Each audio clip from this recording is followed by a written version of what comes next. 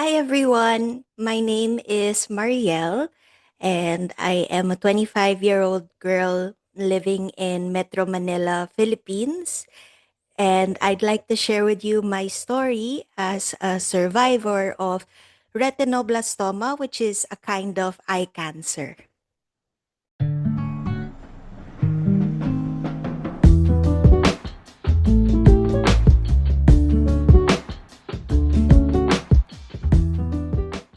Okay, so I was diagnosed back in 2002 and I or my family found out I had cancer when one time I was going out with them and then I needed to use the bathroom. And then my mom helped me sit on the toilet and helped me do my business. And then while I was doing my business, I was looking around as a 2-year-old child. And the light of the bathroom was yellow. So when I was looking to the side, my tumor on my left eye could be seen. It was like a really large white spot. I don't have a picture of that with me. I'm sorry, but uh, yeah, we'll continue on in the story. um, because of that, my parents rushed me to the hospital and to figure out like what's going on with me. And then at the time, a doctor who was also like I think an eye specialist said that I needed to do some tests just to check and like I think even an MRI scan. Um, I remember that MRI scan well even after the surgery. Those were some of the memories I had of that moment. But then for the rest, it was told by my parents. Anyways, going back. So after the MRI scan and all in the other test, blood test, or I think blood test, yeah. They found out I had retinoblastoma.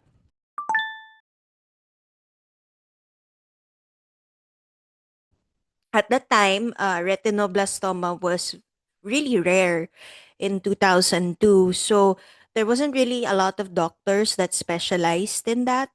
And I was just very fortunate that on this very same year, a doctor, a Filipino doctor, arrived from America who specialized in retinoblastoma. And I was very fortunate to be one of his first patients because, we were quite desperate. We didn't really um, know anyone else. So they oriented my parents, telling them, informing them what are the different procedures that they can opt for me. Should I go for chemotherapy or should I go straight to enucleation? For those that are watching and are not familiar what enucleation is, the best way I can describe it is like it's a kind of surgery where you take out the infected parts of the eye and then all that's left is like the ball of the eye. So you see like in this part there's like the white stuff and then the pupil. Yeah, that's gone with a certain type of enucleation or enucleation, which is what I went through. And all that's left is like the eye that controls like the motion of your pupil, as you've seen in the thumbnail and even in the little intro music pa ako, but yeah. Anyways, so my parents at that time, they decided that I go straight to enucleation. They chose that, I think, because one of the reasons is that I was already in the late stages of the cancer because the cancer was detected late. Sorry, I'm just freestyling this. um, yeah, so it was every time my mom and my dad tell me this story, I can really see how painful it was for them.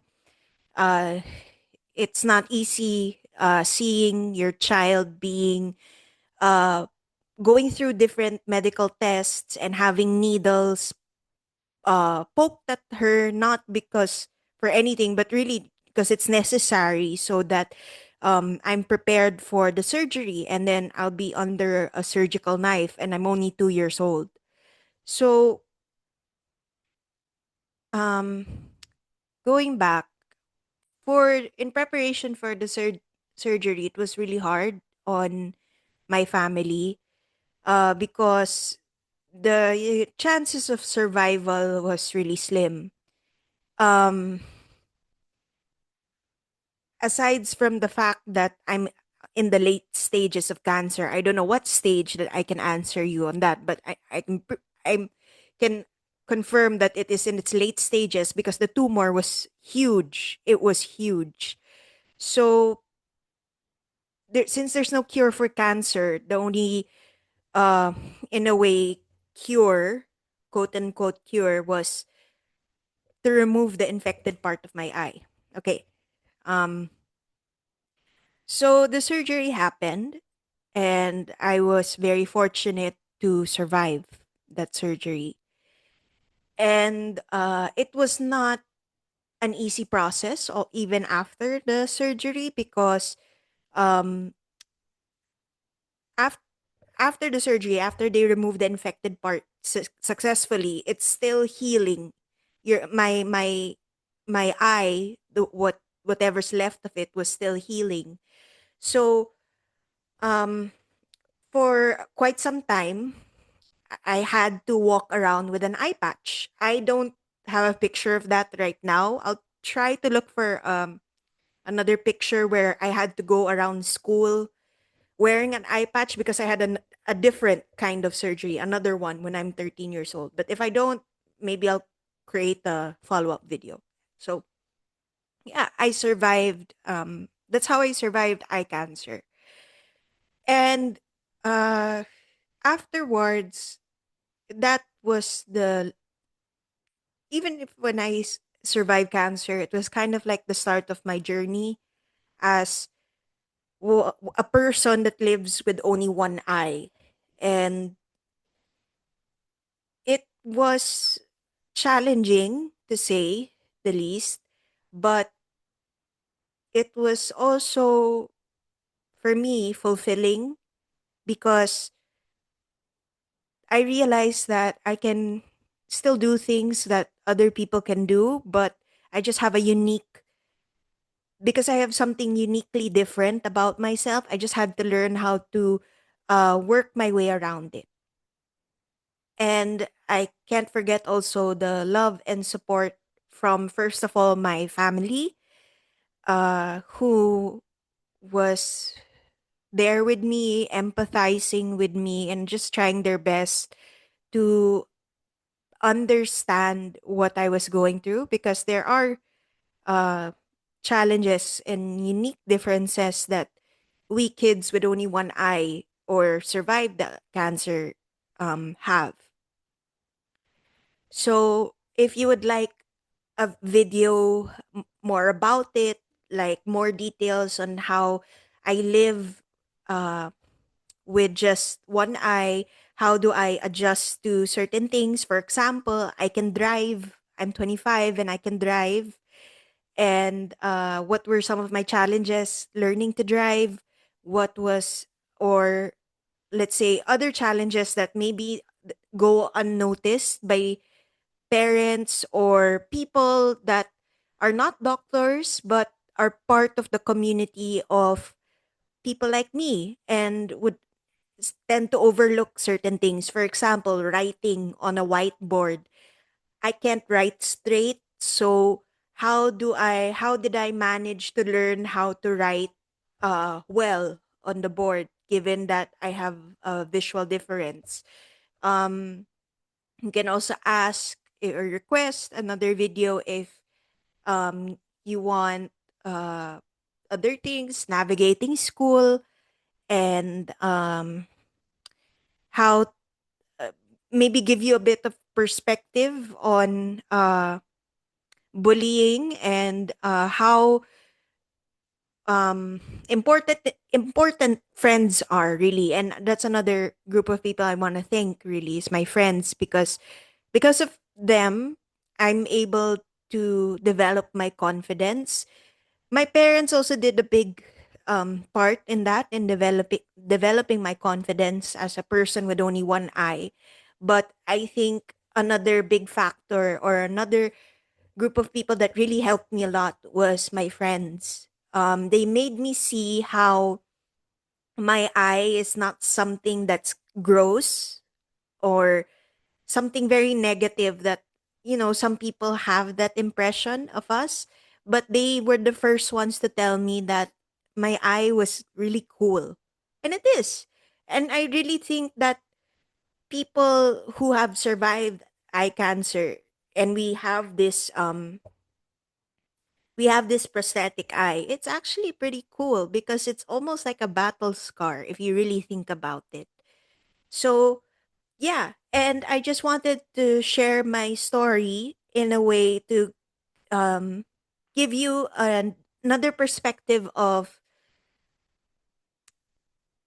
a life after surviving cancer can be a positive life. There will be challenges, yes, but it is possible to overcome them and all. And I I would just like the whole reason why I wanted to make this video is, number one, to help my doctor, Dr. Gary, to show a concrete example of a survivor that's living a normal life after cancer. And I may not offer much, especially for those of you that are currently undergoing or your child is currently undergoing the surgery. But what I can offer you is just a little bit of assurance that if there was ever a question that crossed your mind and wondering, okay, even if my child survives, will what kind of life will they have? Are they going to be okay? And I'm here to tell you, yeah, that yes, things can be okay. Things will be okay. It takes a bit of work. There are challenges that we face, but then your child can come out much stronger. And I am not ashamed to admit I come out stronger, because I owe that much to, like, my parents, my family, and the friends who have supported me along the way, and my teachers even, and yeah, so many people and all. So another reason why I wanted to, like, make this video, as an aside, but the main reason is for my doctor to show a concrete example of life after, but also to give you another perspective that's hopeful also, um because I understand that in being in your position, in way, for those of you that have endured this, that there's not a lot of us, and it would be nice if we could see more examples of us. I wish, growing up, even before social media, I wish that I could see more people just like me, but it wasn't as common as it is now, because I see it in TikTok that there are so many people around the world that are retinoblastoma survivors, or only have one working eye, or um yeah. So uh to to give you also more ideas, especially for parents watching this, um kind of life that they can live after. For me, I may have one eye, but I can drive.